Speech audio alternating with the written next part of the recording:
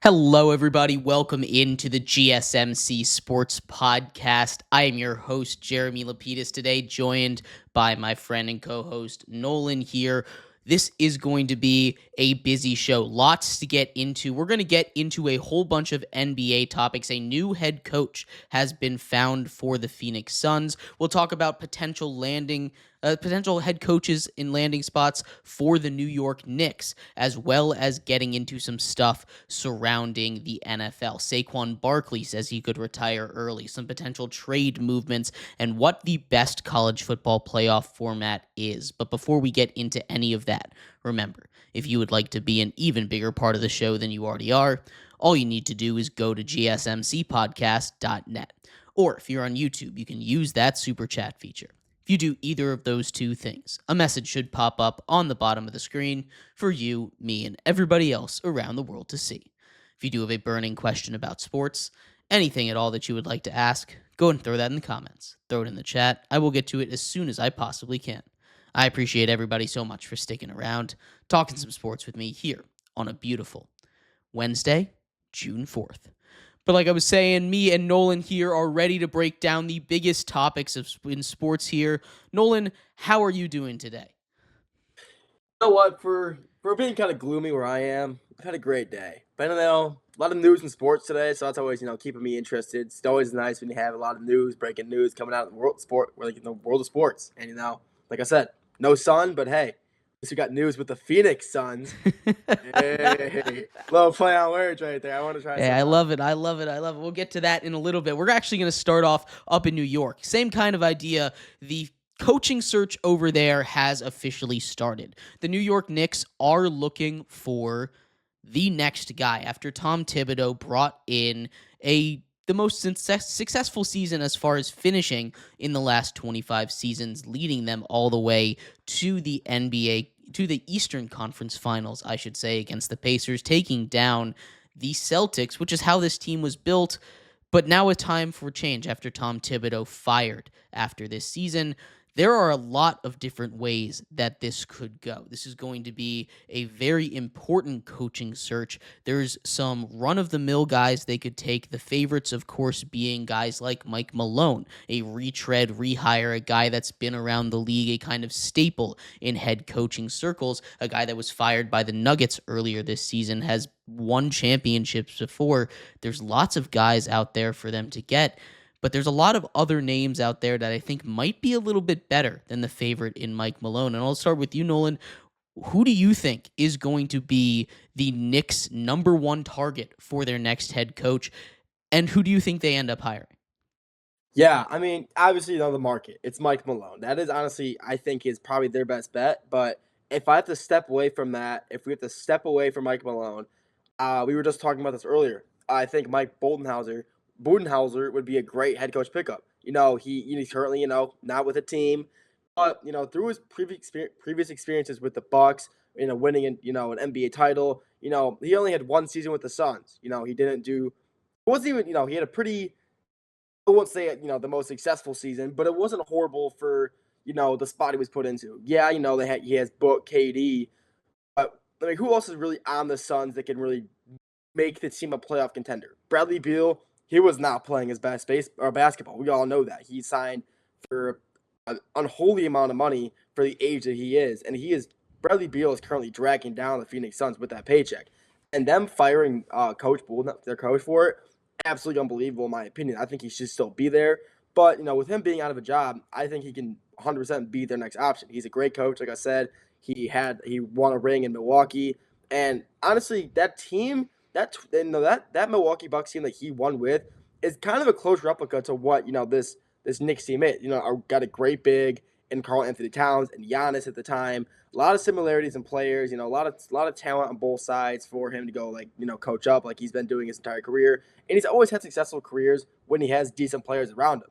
But the Suns this year, he only had two solidified All Stars, and for a team that only has two All Stars and really nothing else, I mean, you're not gonna be a dominant team like the Suns used to be. It'd be kind of funny though, go seeing him coach against the former team that he beat in the NBA Finals. But I think, or just not, he didn't do that. But it's always kind of funny. He went for the Bucks, to the Suns after he beat them, the Suns, and now he can go to New York. I think that'd be a great fit there, but that's just my opinion. There's a million other coaches, but I think Coach Budenholzer would be probably their best option. Yeah, I think Budenholzer's a really interesting one for sure. Budenholzer is a guy that you take a look at as having that kind of blue blood, traditional experience in the NBA. But if they were looking for that, at least in my opinion, I don't think they would have fired Tom Thibodeau. Thibodeau is kind of stuck in his ways, and I mean, it's not necessarily that he's not a successful coach because he's been the most successful New York Knicks head coach in the 2000s. In the last quarter century, he has been by far the most successful head coach. 3 straight 50-win seasons, 4 straight playoff appearances, all of these things that have been incredibly successful under his tenure, but he hasn't quite been able to get over the finish line. And that's been the big thing. You need a coach that's going to be able to take him over the finish line. I look at guys not really that have been established in the NBA before, either guys that are a little bit younger, some assistants, kind of like the way that the Phoenix Suns did, hiring Coach Ott, that we'll get into later on in the show here, or going at the college ranks. And I think that's more likely of a way for them to go. I think there's a lot of different college coaches out there that are more high profile. Getting a place like New York could really help their careers. A couple guys that I'm looking at over there, guys like Danny Hurley. He, of course, was in those discussions with the Lakers last season. It seemed like a done deal if he wanted the job. He decided to stay at UConn instead of taking a job with the Los Angeles Lakers and LeBron James. He got an extension over there at UConn. UConn didn't have the kind of season that they really expected last year, struggled a little bit out of the gates, did not go as far into the tournament as they were expecting, gave Florida, the eventual national champion, a real run for their money over there in the Sweet 16, though.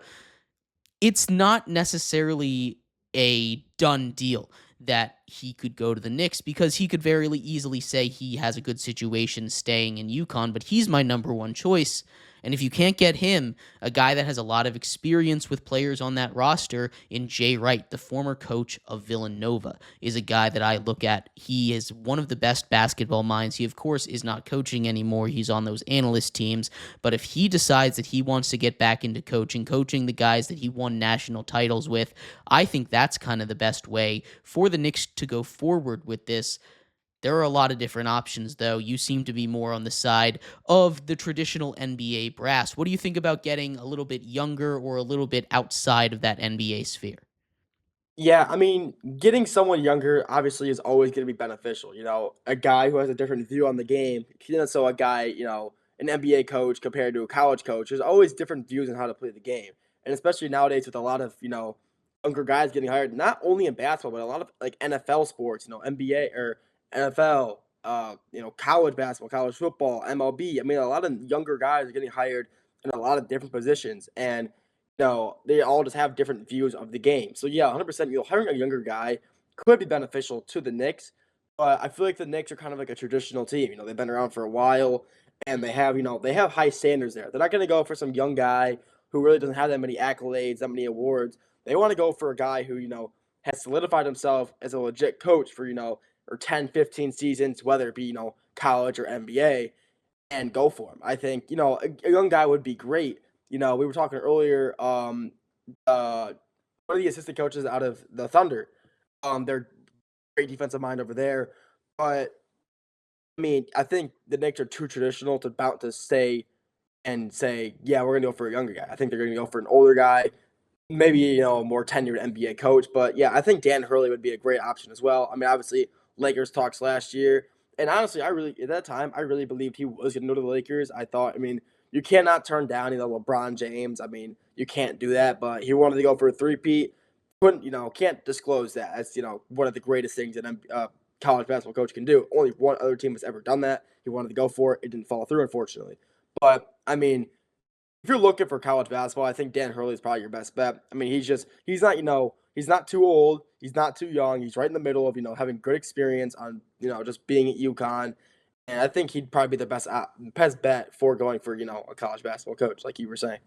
Yeah, and when you look at the top 5, at least for odds, where we're looking here, it goes Mike Malone, favorite, plus 125 if we're talking betting numbers here. Then Johnny Bryant, one of those young assistant coaches, is the second favorite at plus 400. After that, it goes down to the plus 1500s. You have your Jay Wrights, your Mike Budenholzers, your Rick Brunsons, which I think is really interesting having them all at plus 1500. A couple other names on this list that I find interesting. Monty Williams, after the way he flamed out in Detroit, I don't know if he's really the right option there, Nolan. I don't think he is either. As a a Piston fan, seeing what he did to this team that I have so deep in my heart. I mean, he won 14 games. He took the Pistons team to a 14-win season, and I was really high on him. Coming off, he was a pretty solid coach there with the Suns for a few seasons, taking them pretty deep in the playoffs, whether it be the Western Conference Finals, Western Conference semis, whatever. I was pretty high on him.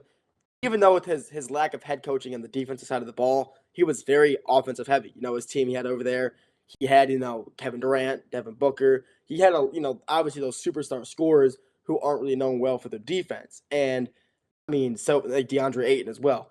But, yeah, him being even listed is kind of insane. I don't believe Monty Williams should ever be touching an NBA court ever again, even though he did just do really well with the Notre Dame men's basketball team this season. I didn't even know he was in Notre Dame until I saw a post at Notre Dame congratulating him on, I believe it was like being named like an all-conference coach. So congrats to him. But after what he did in Detroit, 14 wins, I don't think he should be an NBA coach ever again. No, I tend to agree with you. Probably not going to be touching the NBA court anytime soon. He's above or at least tied with those long odds. Guys like Taylor Jenkins, fired from Memphis earlier this season, an interesting spot. Dan Hurley down here as well as a name that I wasn't considering in John Calipari. He, of course, signed that massive deal, leaving Kentucky, goes and joins Arkansas, takes them deep into the March Madness tournament, all the way down to the Sweet 16 after taking down a 2 seed earlier on in the tournament. It is a really interesting one because Calipari is a guy that I don't know if he wants to go up to that next level. Definitely not a guy that I would have pegged as another coach. But having those long shot odds, maybe they're hearing some names around him. What do you think about a guy like John Calipari or Jeff Van Gundy at these lower odds, these long shots? Yeah, Calipari, I don't think he leaves. He leaves Kentucky, one of a blue blood, one of the best historical college basketball programs of all time. He needs to go to Arkansas. He is building something really, really good over there in Arkansas. His first season there, they were what March Madness? I believe like a 10 seven seed. seed, 10 seed. 10 seed, and they go on to beat St. John's, who are 2 seed in the round of 32. He beat Rick Pitino and the boys of New York. He is building something great there in Arkansas. Arkansas isn't, really known to be, I guess like a sports school. Football, they got some good seasons here and there. In basketball, and I guess they're mostly a baseball school. But I think Calipari is really there, and he wants to set a precedent of being, they want to start becoming a basketball school. Having some really good success first year at that Arkansas after leaving Kentucky. I think he'll stay. And Van Gundy, I don't know. I just don't think he'll be leaving either. I think he's where he is fine. I just still believe I think it will be Michael Malone as the Knicks head coach. I just think the Knicks will be. I just don't see it happening any other way. I think he's just the best option available, whether it be any level. I think he is the best guy on the market to go for the head coach. I just think that's the truth. Yeah. Comment from Kenneth here. Long time no see, man. But Phil Jackson is an interesting one. He is a little bit old over there. Phil Jackson at 79 years old. Maybe you get that triangle offense back in there. You get that old school back in the NBA. Everyone's talking about a new style NBA, but it's all going back to Phil Jackson and that triangle offense. Honestly, I think they could run it over there with the personnel in New York. But at 79 years old, he'd be 6 years older than the oldest head coach in NBA history, which is Greg Popovich, who just stepped down, became the president of basketball operations as opposed to a head coach. That'd be quite the hire. Phil Jackson to the Knicks is something that I'm sure Knicks fans in the 90s would have loved to have happen. But 30 years later, I don't know how excited they would be about that. It's definitely a very interesting one. Overall, it feels like everything is going towards Mike Malone. And at the end of the day, I think that's a mistake. I really do. Bringing in a guy like Mike Malone, I'm not saying he's a bad head coach, but when you have a year, especially like this year, where it is arguably the most important year in franchise history for the Knicks, at least in recent franchise history for the Knicks. It was so close to making it out of the East, and with a very weak East, weaker than usual after bringing in after the Celtics lose Jason Tatum for the season. This is the season where they need to go all in. They need to just say, this is the one that we are going to win. It just does not feel like Mike Malone would be the guy that is going to be that all-in push. I like one of those guys coming from college, but again, Kenneth likes Mike Malone here. It seems like you like Mike Malone here, Nolan. It's going to be a very important decision, maybe the most important decision the Knicks have had to make in the last 20 to 30 years for this coaching spot. But we're 100%. Go for it. I mean, I was just saying, like, the Celtics being gone. I think if they want to make it out of the East this year, a little sidetrack, they're now to focus on beating the Pacers. They have to focus on a team to build around beat them, because this year, they built around beating the Celtics. Now they have to build around beating the Pacers. I think obviously they're going to be the best team in the East next season, in my opinion. So I think just they have to find a head coach who is willing to kind of create, move some players around, maybe positions they don't want to play, or have be uncomfortable. Make the GM make trades to help beat the Pacers. I think you need a guy who is going to be affirmative, who is going to be he can get in there and immediately set a tone. And that's why you just need an older guy to be able to go in there and do that. They're going to listen to a guy like Mike Malone. Yeah, if you got Phil Jackson there, I'm pretty sure they listen too. But I'm not really sure Phil Jackson's really cut out to be coaching the NBA anymore. Like you said, if this was the '90s and you're getting Phil Jackson, I mean, Knicks probably wouldn't 3 or 4 NBA championships, but this is the '90s. But we're done with the '90s. This is the 2020s. It's a different era, man. It's a different era. Absolutely. This is, like I said, a very important decision, but it's going to be a very important offseason. I'd like to see them go all in, but that is a topic for another day. We're going to take a quick break here. When we come back, we turn our attention over to the world of college football. College football, of course, in the midst of another one of their very important decisions, as they're in a transition era of their own, with the NIL money changing the playoff formation. 16 teams playoffs is seemingly what is going to happen. Me and Nolan here, we're going to break down what the best possible scenario for that 16-team playoff format is best, coming up next here on GSMC's Sports Podcast.